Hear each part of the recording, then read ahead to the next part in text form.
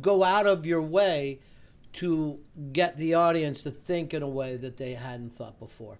Is that something that started happening over the years, or again, did you come in with it? I think some of that came about, I just think from doing hell rooms and trying to get people to pay attention. I would start, rather than having just necessarily a setup, I would more make like a statement that would make people go, what the f*** did he just say? You know, and then, and you sort of lead them like you're going to, it's kind of like when I did the rescue dog bit. I start off making fun of how guilty that commercial makes you feel.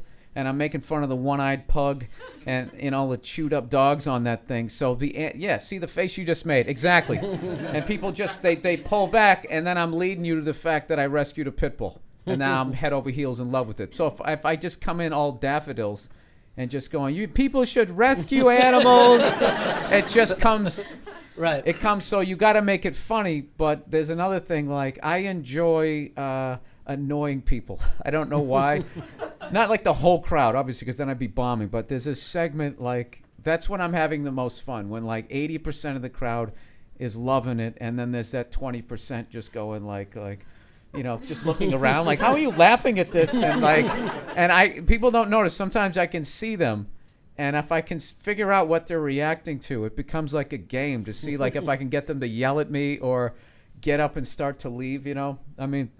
Other than that, because there's a danger once you put together an hour that works, you know, is you can just stop working, you know, and then, you know, and you're just, it's a joke. I'll just show up. Can drink all night, you know. I'll walk my way through the radio, and I'll just keep doing this hour that I have memorized, and I'll be thinking about doing my taxes as I'm doing my jokes, but then what happens is everybody else catches up with you.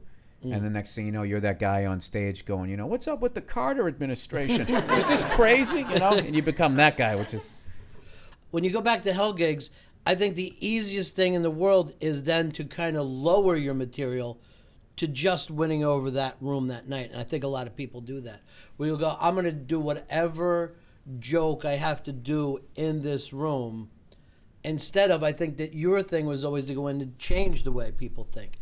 And only I think it was more anger. I would get mad that I chose this job, that there wasn't security, and I would go up there and I wished I could have been that, like, look at this guy. This guy's crazy. How many? I try to do that. I just don't have that cruise ship welcome aboard vibe at all. And when I try and do it, it comes off horrifically phony.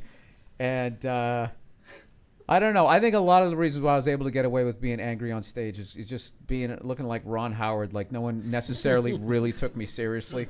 Like, I think if I actually looked like a hardcore dude, that I don't think that would work for me. But I think, you know, just having the Opie look, I think helps. I would think.